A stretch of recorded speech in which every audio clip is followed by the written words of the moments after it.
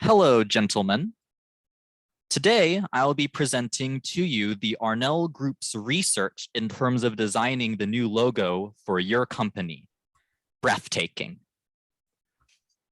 Now, I know that you two spent a lot of money to make this possible, $1 million or so I've been told.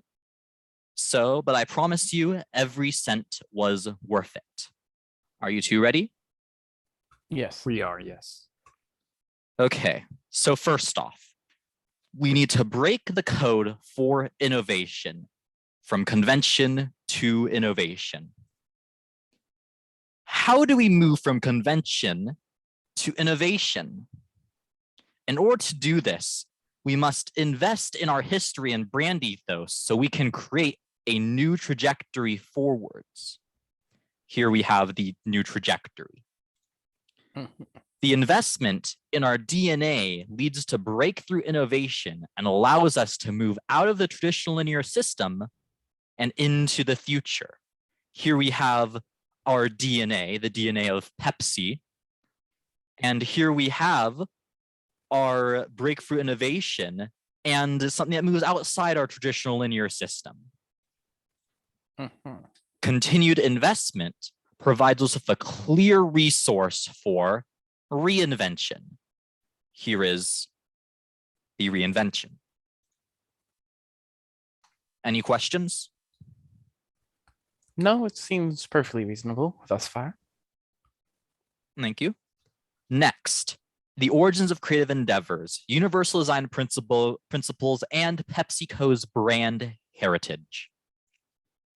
The Pepsi ethos has evolved over time. The vocabulary of truth and simplicity is a reoccurring phenomenon in the brand's history. It communicates the brand in a timeless manner with an expression of clarity. Pepsi Breathtaking builds on this knowledge. True innovation always begins by investigating the historic path. Going back to the roots moves the brand forward as it changes the trajectory of the future. So for example, here we have the different containers which Pepsi has occupied. In 1910, we had the glass bottle. 1970, we had the aluminum can. What may 2009 bring? Breathtaking is a strategy based on the evolution of 5,000 years of shared ideas in design philosophy, creating an authentic constitution of design. This upcoming chart documents the origin and evolution of intellectual property. Here we have many of the artistic and aesthetic developments of history going all the way back to 3000 BC, and they are graphed up here to show you their relative positions and connections to each other. Of course, this view does not give us a good look at these artistic innovations, so let us zoom in. First, in 3000 BC, we had the Vastu Satra, the Hindu tradition of numerical harmony as a spatial organizer. We can observe this in the natural sunflower grid, the city grid, the dome grid, and the house grid. Next, in 600 BC, the Musica Mundana, Pythagoras creates spatial hierarchies from musical scales, including Euclidean geometry, the proportions of a circle, and subproportions. Next, in 300 BC, we have the golden ratio, where Euclid explores the mathematics and proportions of nature, which you see expressed in such places such as the natural golden spiral, the Parthenon, Da Vinci's Mona Lisa, and the geometric golden mean. Next, in 278 BC, we had Feng Shui, the ancient Chinese art of placement and spatial arrangement. This includes the natural magnetic energy, having duality in balance, and the elements of energy. In 70 VC, we had the Vitruvian principle. In De Architectura, he demands strong, useful, beautiful, which of course comes from De Architectura, but is also present in the Greek house plan. Next, in 1452, we have the art of building, where Alberti draws on the relation of numbers and areas with such fantastic concepts as long, middle, and short. Next, in 1455, we had the Vitruvian Renaissance, where rediscovering of the Vitruvian principles and their publications led us to Da Vinci's Vitruvian Man, the Vitruvian Sphere, the Vitruvian Fever, and, of course, the Vitruvian Analemma. Next, in 1637, we had La Géométrie. Descartes develops the Cartesian coordinate system as presented in De la Méthode and the proportional compass. Next, in 1858, we had the Mobius strip, where Mobius creates a surface with only one edge and one side. This can be seen in the Mobius strip and the construction of said strip. Second to last, we have 1948, where the modulor. Le Corbusier draws algebraic relations of the human body as presented in the aforementioned modulor, the hand proportion, and the head rotation. And lastly, definitely not least, in 2009, we have Pepsi, where you will be introducing Breathtaking. Now, Pepsi has had a long history of iconic geometry, derived from PepsiCo's rich packaging legacy and inspired by some of its earliest forms and proportions. Breathtaking revitalizes the essence of PepsiCo in creating an iconic shape for a brand. As we can see, we have many of our recognizable Pepsi shapes, from the bottle with the circle, to the jug, to the hand dispenser bottle, to the bottle with a circle and label. In addition, in more recent developments, we have the bottle with the wavy lines and even plastic bottles. I am sure you're familiar with all of these in your long history at this company. Oh. However, we suggest that we can retain the best of PepsiCo's history and shape the next PepsiCo bottle into an icon for the brand, as presented here.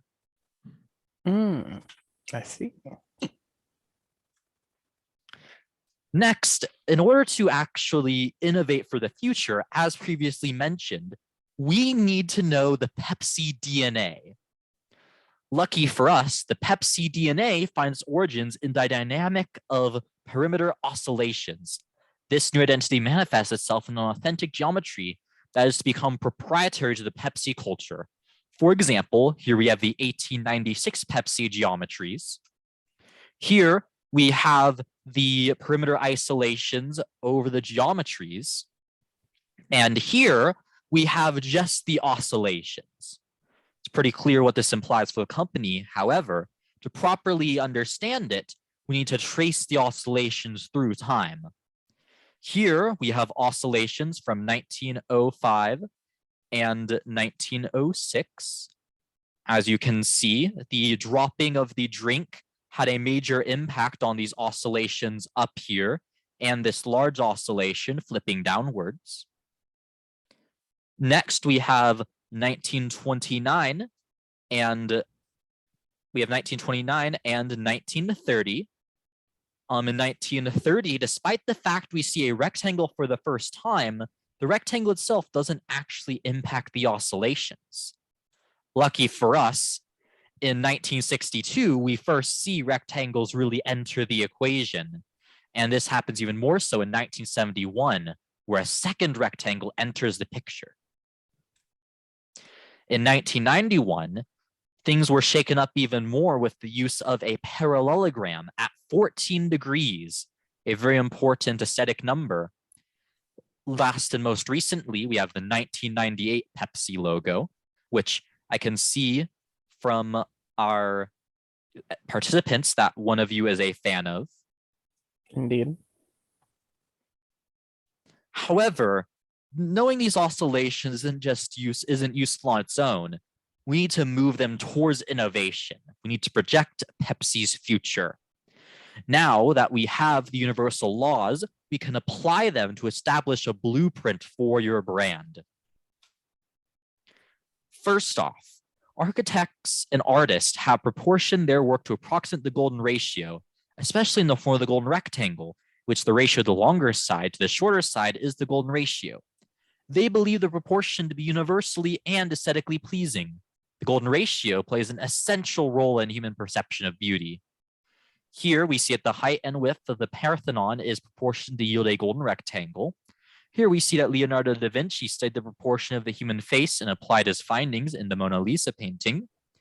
In addition, we see that books format and page layouts are based on the golden proportion, very aesthetic.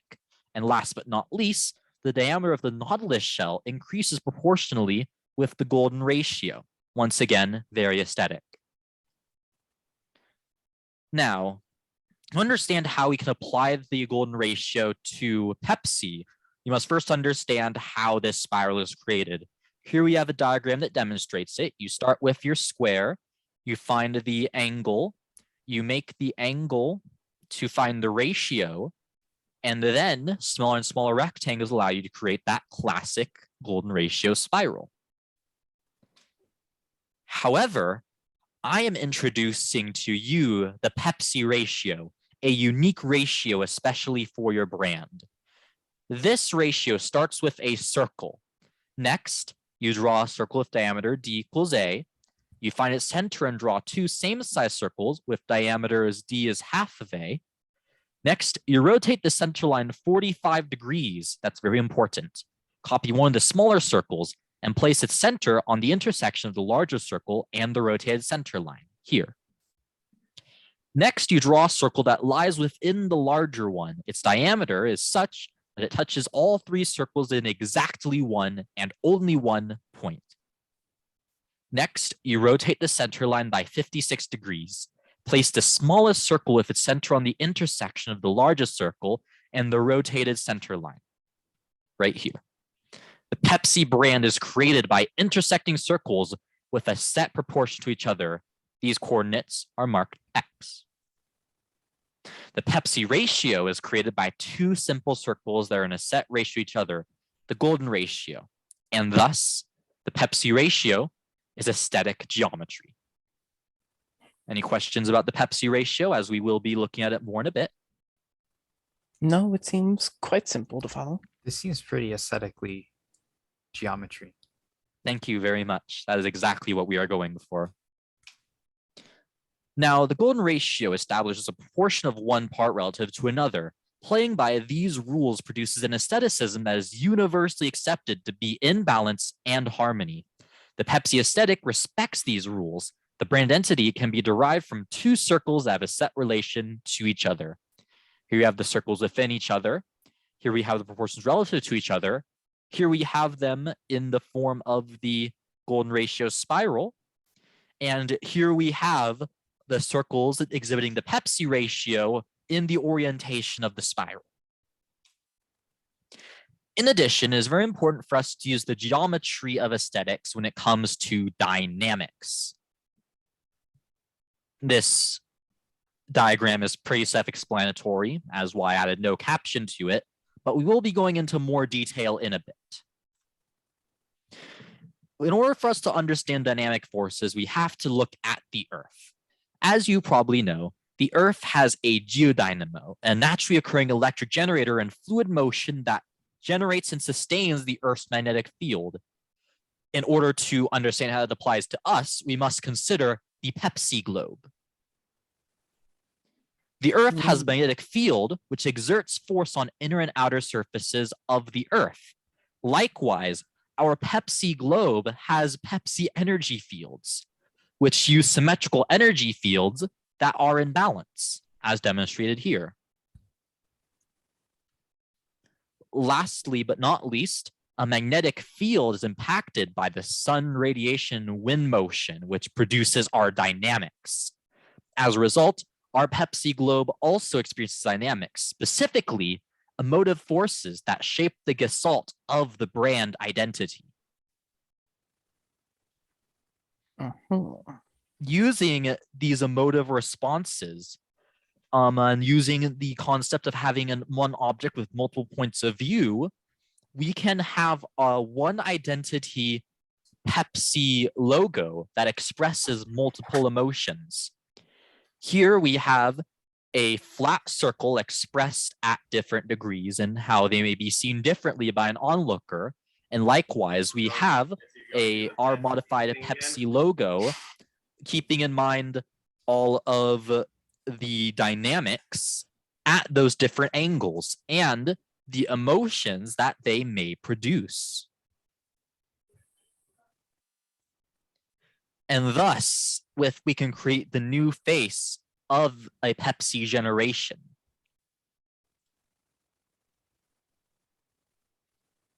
Tell me, do any of these Pepsi faces resonate particularly with either of you? I believe in the other slide, the 1/3 from the left.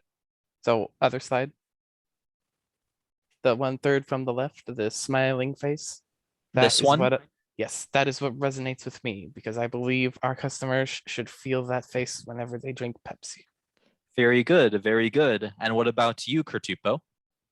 The face with the nose really resonates with me. I love just opening a can or bottle or whatever is next in line for our great company and just taking in the sweet smell of Pepsi. And I would like to share that experience with our customers. Very good. As you can see, this new model encompasses all the emotions that are important for this company. In addition, as you know, 3D objects tend to be more complex than 2D ones. And as a result, a multi-dimensionalized brand will be more effective than a two-dimensional one. As you know, we can take a circle and rotate it upon both axes to create a 3D sphere. In fact, a sphere is defined as the surface formed by rotating a circle around any diameter. In addition, the brand identity is also dimensionalized through motion. Here, we have a Pepsi can of the traditional logo. However, through motion, we can create something new and multidimensional. In addition, it is important for us to use color theory when assessing the colors of our products. First, we will be looking at some objective colors and the subjective emotions that we associate with them. Each color in the color wheel is associated with a subjective psychic and emotional value. For example, blue and indigo are associated with cool. In addition, we can use these colors and their subjective emotional responses to create a breathtaking color palette. The breathtaking color palette is derived using a scientific method of color assignment based on the product's essence and primary features. For example, what could be better for expressing coolness than the classic Pepsi? In addition, if we add some cyan into the mix, the coloration of that palette doesn't only give us coolness, but also freshness, and is thus the perfect palette for Pepsi Max. I am sure you two are both very familiar with that product. Yes. Of course. Next, if we look at the opposite side of the color wheel, where we have our yellow and orange, we find a psychic response of energy and balance, and thus this is the appropriate coloration for caffeine-free Pepsi. In addition, the whole color wheel helps us encompass a combination of cool, rich, and fresh, the exact thing someone feels when they are drinking Diet Pepsi. Last but not least, if we take the color wheel but focus on the lighter elements rather than the darker elements, we get a combination of coolness and freshness, but rather than richness, there's an element of lightness, which is very important to us, for you, for the experience of drinking caffeine-free Diet Pepsi.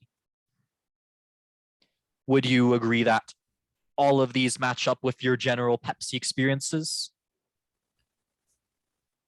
Yes. Yeah. Mr. Pepsi Man, what would you say is your favorite Pepsi product? I've always, before I started working, well, the first Pepsi I ever drank was a classic Pepsi. But as I've grown and begun working at the company, I've spread my wings and have gone to different Pepsis, and I've realized that Pepsi Max is truly the one for me. And would you agree that this color palette evokes the emotion that makes Pepsi Max your preferred drink? As I look at the colors, as I look at the cans, I can feel the Pepsi Max flowing down my throat as I drink it almost right now. Very good, very good. Now, in order for us to fully understand how to create a proper logo, we must consider attraction theory, the Pepsi proposition. We must establish a gravitational pull to shift from a transactional experience to an invitational expression. Here we have a diagram of a typical light path from a star to a planet, and likewise the typical shopping aisle from the end of the aisle to a customer. Now, if you have a large object that can warp the path of light, causing the location of the object to actually be different than where it appears.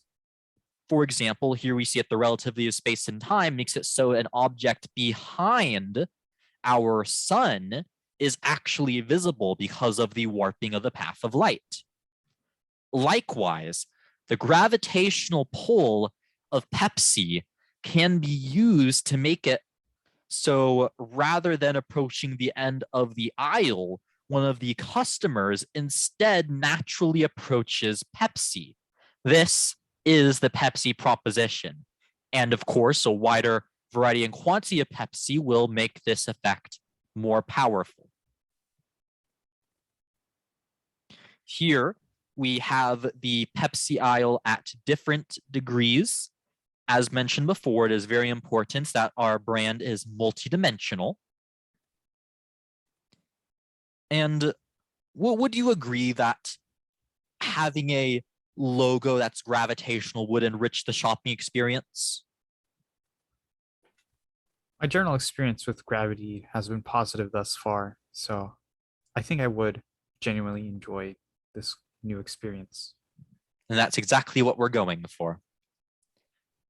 And now, last but not least, we need to consider the Pepsi Universe. So, as you may know, the universe expands exponentially in regards to f of x is equal to e to the x. In this case, for our model, 1 light year is equal to 671 million miles per hour. Here, we have the universe still small, and on our other side, we have the Pepsi orbits, which dimensionalize exponentially, just like our universe. And here we have presented the Pepsi planet.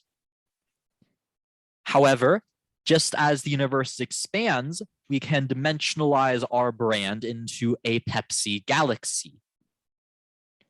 Last but not least, as the universe expands, so too does the Pepsi galaxy, until we have a fully encompassing and gravitational Pepsi universe.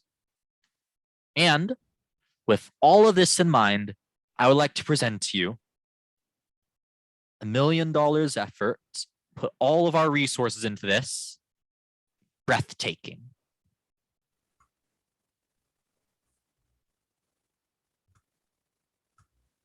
Will you be accepting this logo? It's enough to bring a tear to a grown man's eye.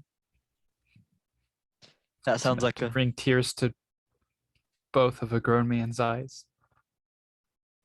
This truly is breathtaking. I am happy to hear it. Do you have any remaining questions before the end of this presentation? I'm gonna go drink a Coke.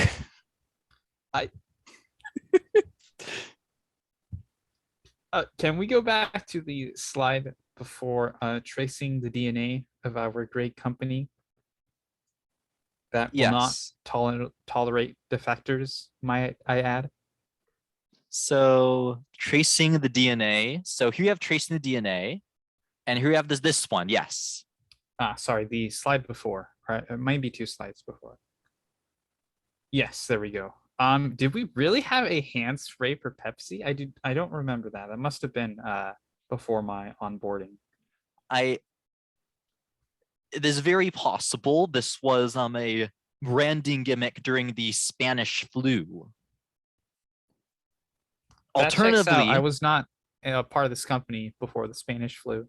alternatively, it is very possible that rather than it being a dispenser for soap, rather it is a dispenser for drink, and people would use their separate Pepsi mugs to drink the Pepsi. That We've makes a also lot more like sense. we've also like got one in the like bathroom. We have like hundreds of them. We're still trying to find ways to get rid of them all. You That didn't makes notice? sense. I always assumed. Yeah, it all makes sense now. Thank you very much. Of course. We put a lot of research into your company for this project. You've impressed me, to be honest. I've been working at this company since after the Spanish flu.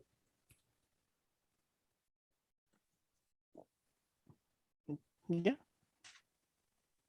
In that case, I thank you for your attention. Good night. Thank Good you. night.